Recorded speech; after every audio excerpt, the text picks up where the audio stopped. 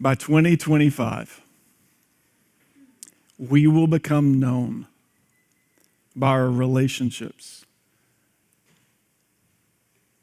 Relationships that transform us to think and act like Jesus, the one that we follow.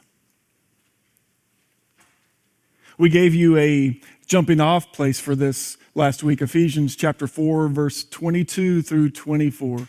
And it basically says this, like you were taught, by following Jesus, you were taught to put off your old self to do what? To do two things.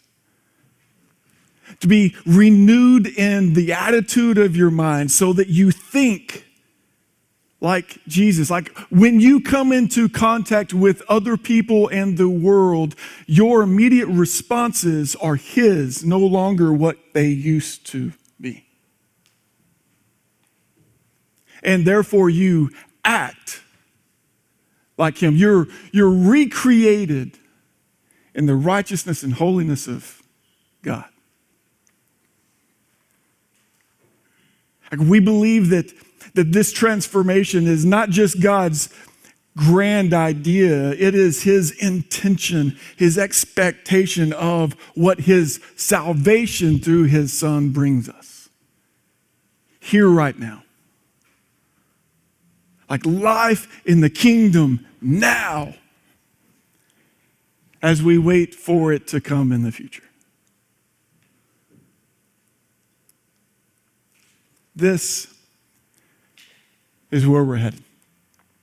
We invited you at the end of last week to grab your phones and to participate in this by praying with us every day. And if you were not here last week, I want to invite you to grab your phone, take a picture of this screen so that you can come back to it.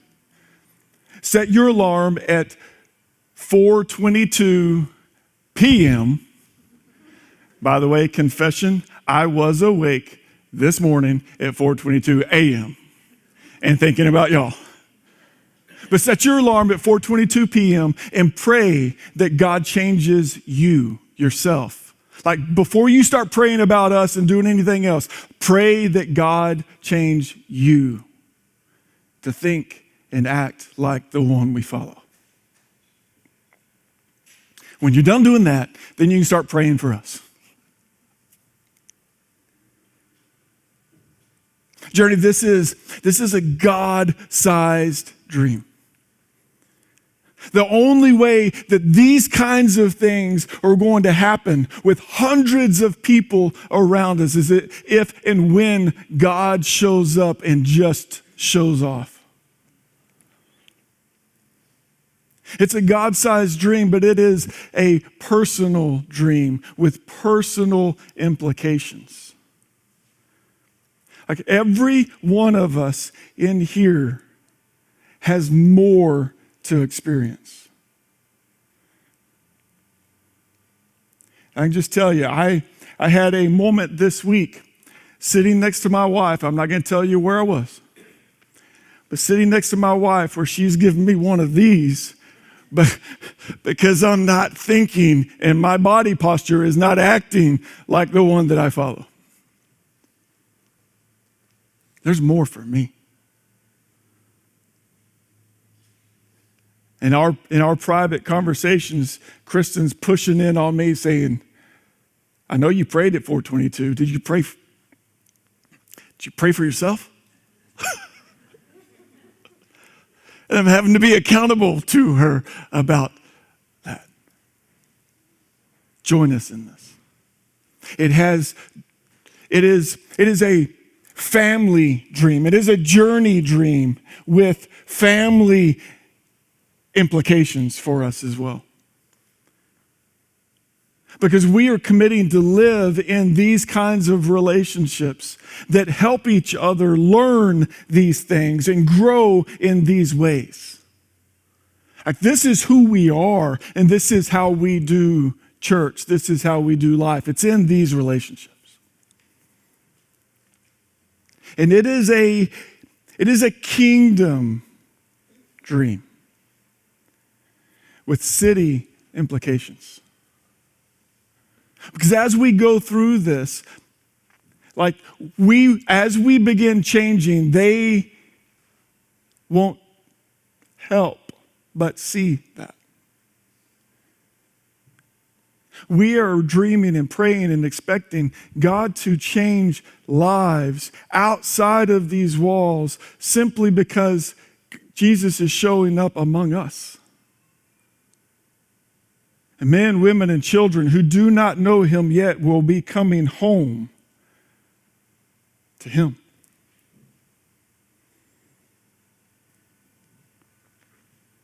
Transforming 500 lives.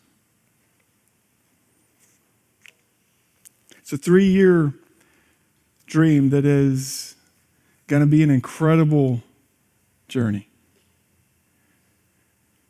This morning, we want to get out of the 1,000-foot view and get into the weeds of where we are right now and where this is going to take us. This is not big theory. This is real-time stuff for us, and we want to walk into that today. I want to tell you that over these next 3 years, as we journey together, we're going to come to 4 different critical moments where we need to put our boots on and get to work. If you will, we're going to encounter 4 different obstacles that we're calling mountains, that in order for God to move us to this picture, for you and I to have a completely brand new life and live as the new humanity we were created to live as, we're going to have to climb 4 mountains together. Have you ever climbed a mountain? I had not until I was your age. I was doing youth ministry. We moved to Ennis, Texas, and they had a tradition. In that youth ministry, they took students and adults up to both New Mexico and Colorado every summer and climbed a 14,000-foot mountain together. And along the way, invited God to show up. And I want to tell you that climbing a 14,000-foot mountain is kind of like camping on crack.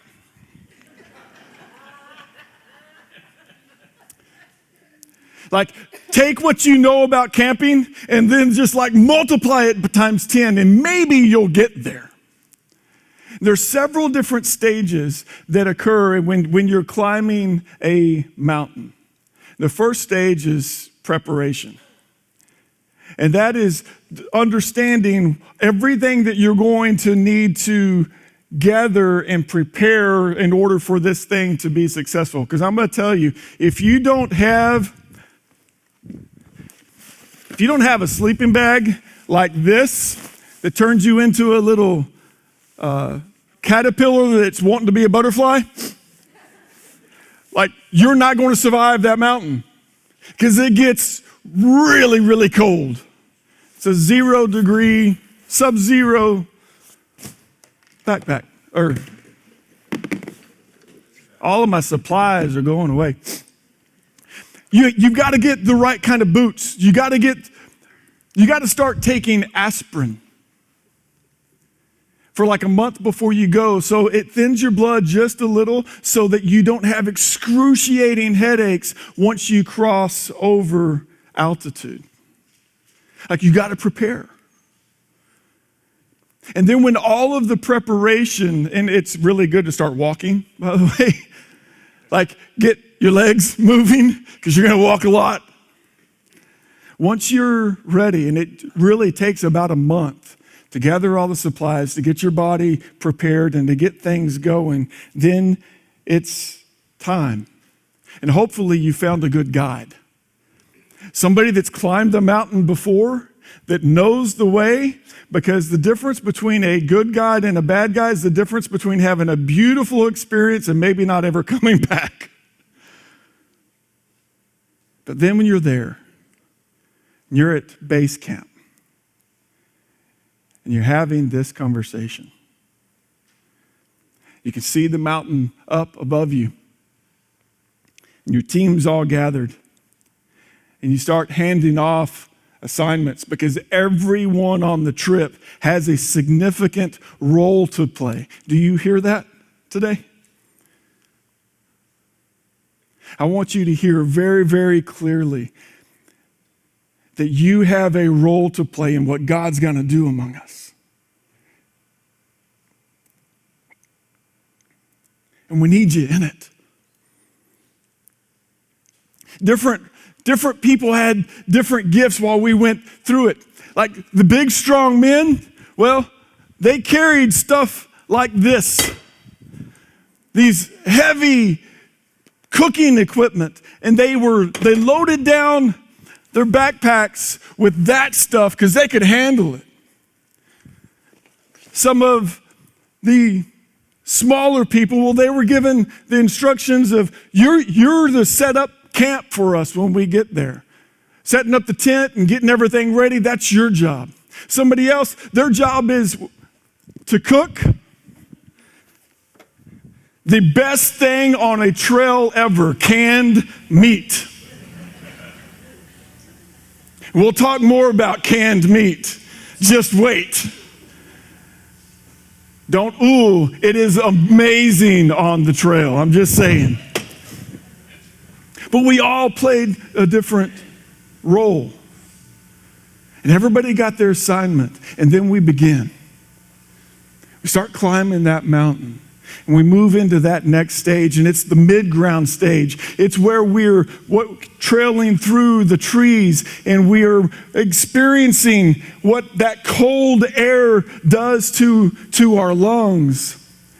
We're beginning to feel altitude, and you hike for miles every day. It's 5 days on this mountain.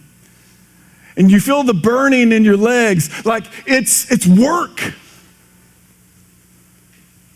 But it's also exhilarating. You get to experience things there that you won't experience anywhere else. Talk about exhilarating. If you've never taken a river bath at altitude, oh my word, it'll wake you up. And then it becomes summit day. And summit day is when we rally the troops. We drop our packs. We lighten the load.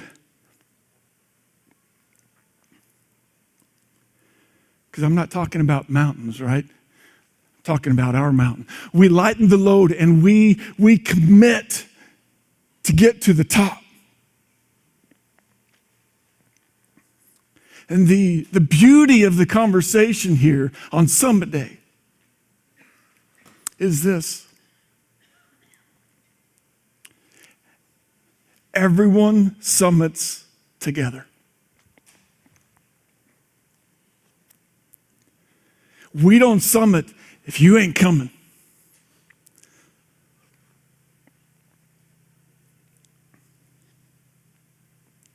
And I experienced kids struggling with altitude and the team making it happen for them and getting to the top, seeing that view, arriving at the victory.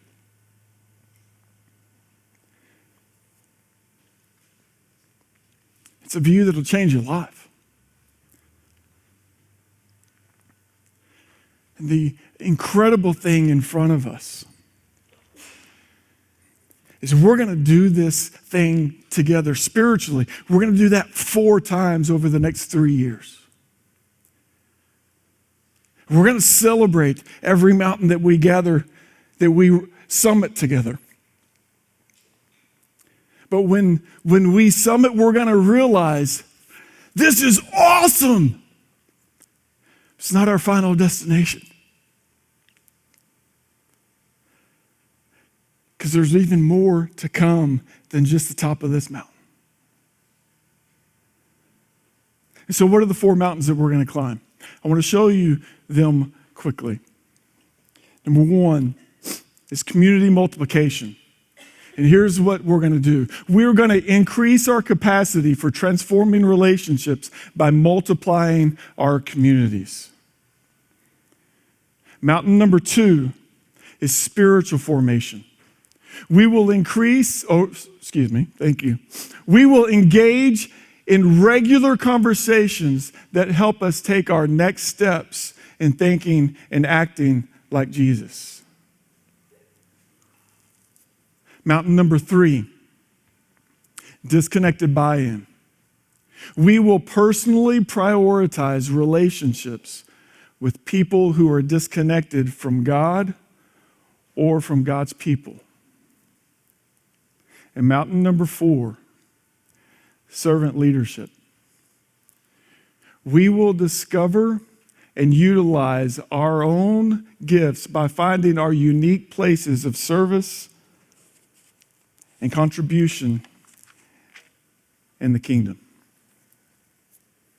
Okay, so those are the 4 mountains. Today, we are already climbing mountain number 1. Community multiplication is mountain number 1, and review that with me. We will increase our capacity for transforming relationships by multiplying our communities. We are in the middle of that right now. Journey communities. These transforming relationships, it's what we are about. It's how we do life together. It's what we believe that God has called us to be a people of God who are living in relationship with each other, who are walking together, making a difference, who's because of our experiences together in pursuing God, we are changed to look like Him. It is an Acts 2 version of church in real time. When you open up and you look at Acts 2, 42 through 47, this picture of the first church functioning, the things that they were doing is what we're called to be and do. When we talk about authentic relationships, we talk about instruction in the way of Jesus, we talk about caring for each other's needs, we talk about pursuit of God's presence. And as we do those things, we inherit a transforming reputation and the kingdom multiplies. Like these are the ideas around transforming community. But instead of pointing once again to those ideas, I want to tell you about the transforming community that I've experienced with you. I want to tell you about my neighbors who became friends, who later became family because they entered community with me, who fast forward about 5 or 6 years are now my community pastors.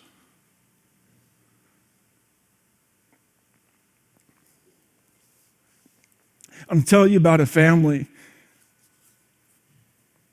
that when I first met them, the husband wouldn't even look me in the eye. Distant and hesitant with God. I watched them move in our gathering from the back row to the blue seats. I watched them break over and give at our fall festival and serve kids. I watched them open up and move into relationship with us in community. I watched over a 2 or 3 year period him begin to give his life away to those in his in his world. And as a community, we've also watched tremendous healing physically come. I want to tell you about a family that entered several years ago as a blended family into community with us. And they were young in their faith and struggling and anxious for more. And how they pursued relationship with us, and they pursued relationship wherever they could find it with the people of God, and how the light in their eye just started growing. And his family now is, I just watched them last week completely change their entire plan for their evening to play and to party with friends, because someone in need in front of them, and they thought and acted like Jesus.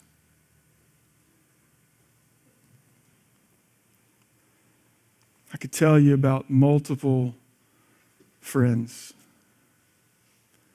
who found life and freedom from addiction, from alcohol, from sexual addiction and pornography. I could tell you about multiple couples who have experienced affairs and who both were walked with by this family into life and health and healing and reconciliation and new beginnings. See, transforming community is not just an idea. It's who we are.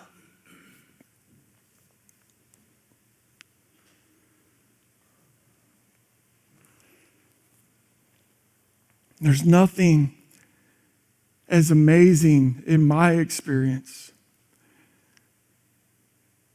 in watching a friend over several years move from doubting this whole God thing to experiencing Jesus among us, to claiming that faith for himself, and now giving his life away for the good of you and community.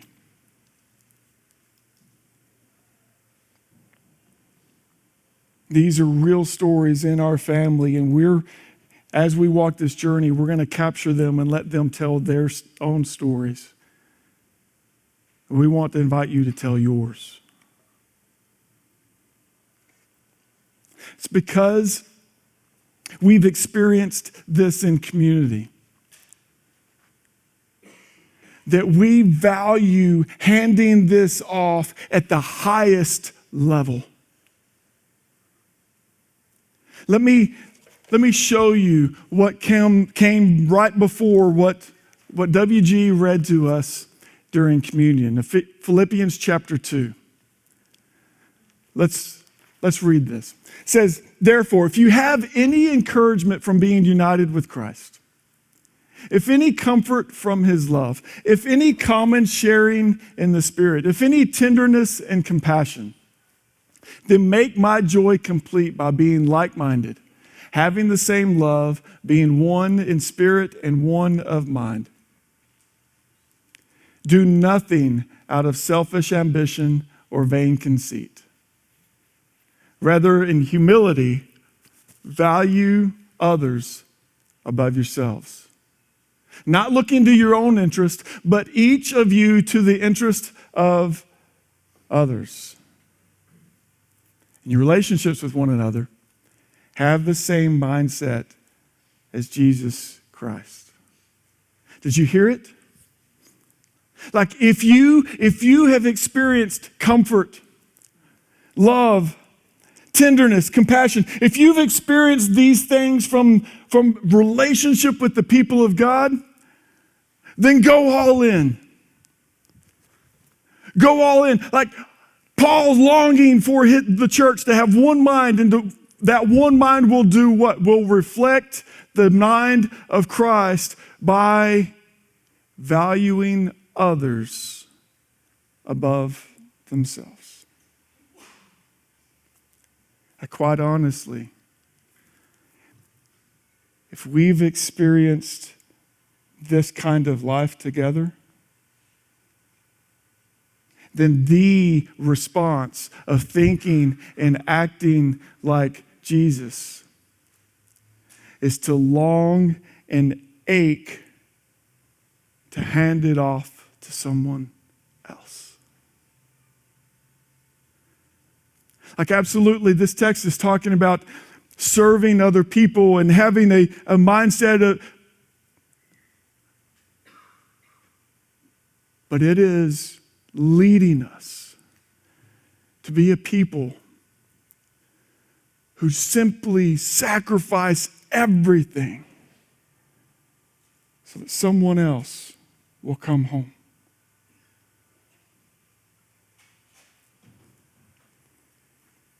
See, we envision a future where everyone that we come into contact with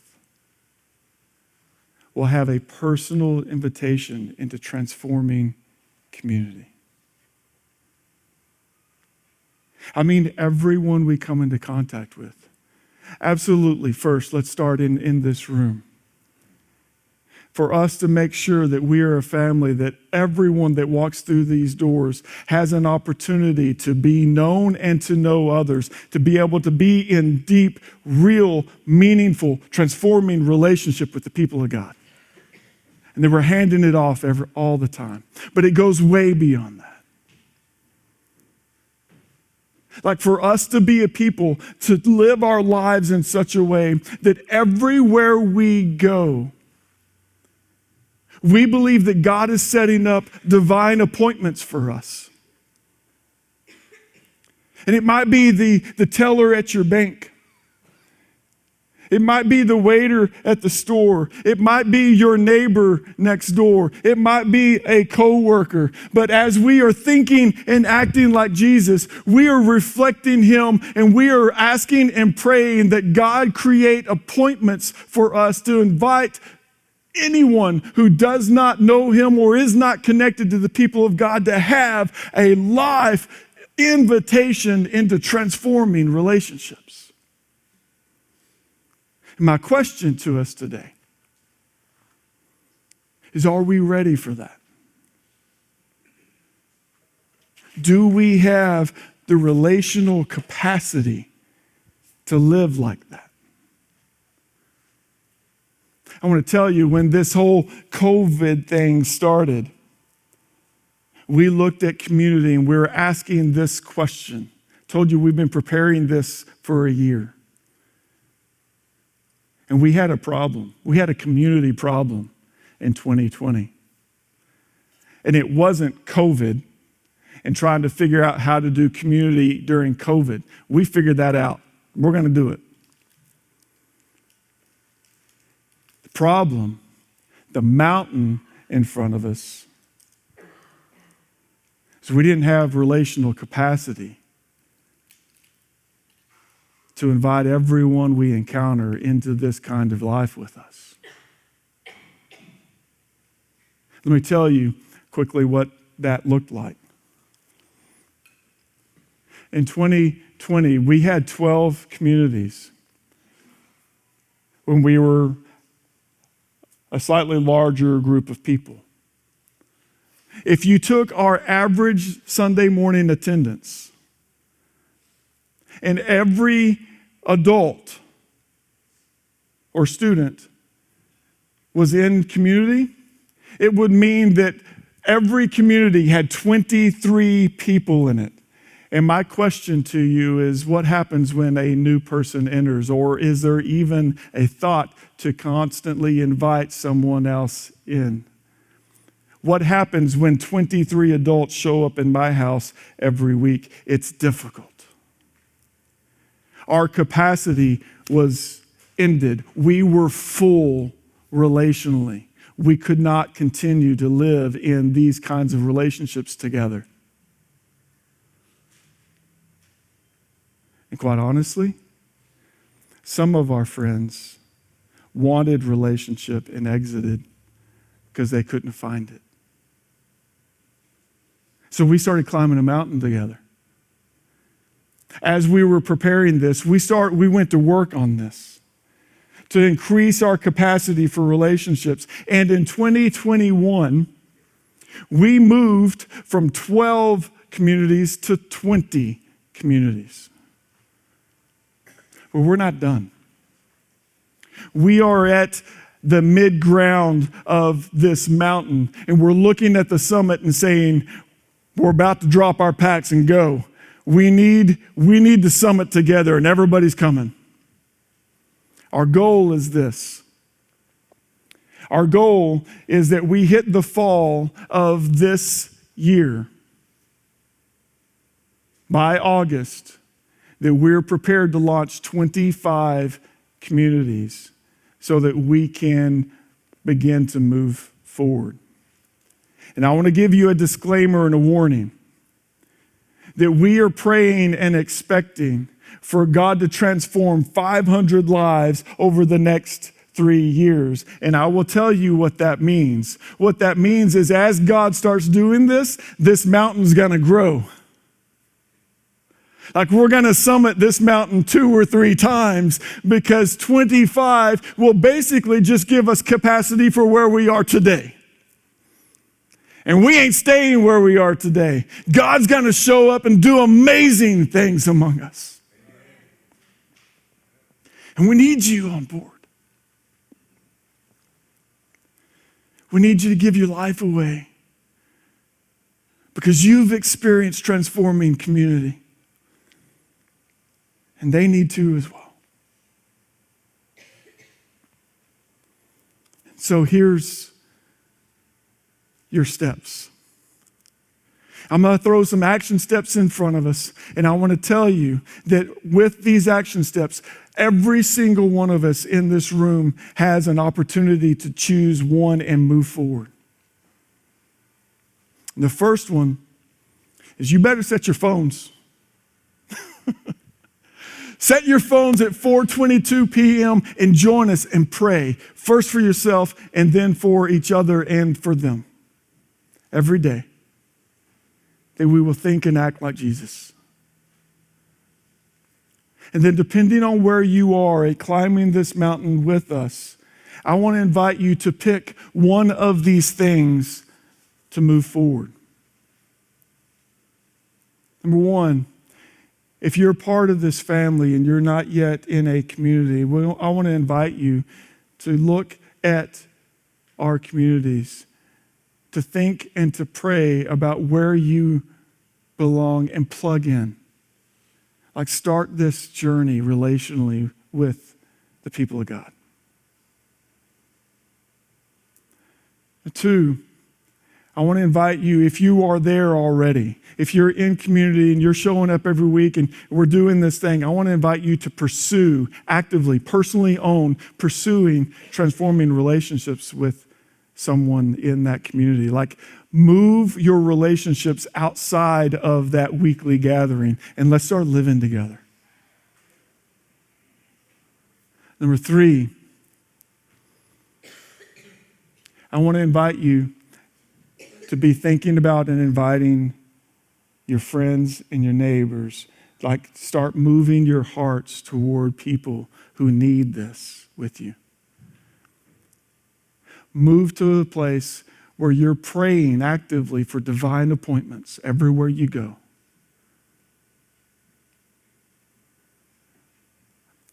The next one, it's just like when we're on a mountain and we're about to climb and we start dividing up all of the different roles. Some are going to carry the heavy stuff and some are going to cook the Spam and some are going to set up the tents. Like everybody has a role to play. If you are in community, figure out a way to serve in that community. Figure out a way to lighten the load for your community pastors and to care for those in your family. You serve by personally chasing someone in your community. You can serve by taking care of your prayer ministry or the child care or the food prep or event planning, planning parties outside of your weekly gathering or service events. You can serve by opening your home and saying, you know what? I'll be a host family. Y'all come on in and break everything I own. It's fine. You can serve by partnering with the community pastor and walking alongside them, lightening their load and learning what leadership looks like in that way. And for some of you, we want to invite you to serve by raising your hand and saying, I've been walking this road. And it's time for me directly to multiply communities. It's time for me to be a community pastor. And in your prayer, if you're thinking about that, I want you to email me. I want to have coffee with you. I want to dream with you. And I want to pray with you about transforming people's lives because of the work of Jesus in our midst. God, we thank you for Jesus. We thank you for his work. We thank you for life that is truly life. We thank you for salvation in your kingdom today. Father, we ask that you change your people. Father, I ask that you change me, that you change our family, that you change this city, that we become a people who truly are following you,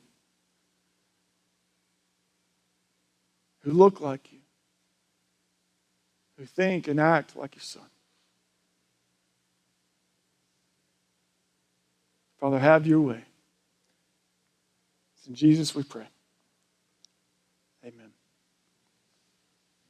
I'm going to send you with two things. Pray and participate. 4:22 every day. And give your life away for the good of someone else. Y'all stand up with us.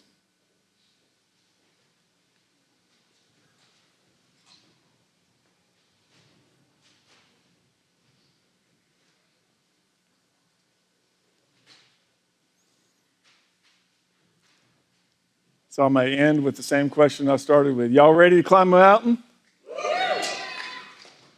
Y'all ready to see some dreams come true? Yeah, man. Let me ask again. Y'all ready to see some dreams come true? All right. As we go, may we become known by our relationships that transform us. May we become a people who think and act like Jesus. And may God show off by multiplying his transforming communities in our midst. As we go, let's walk together and make a difference.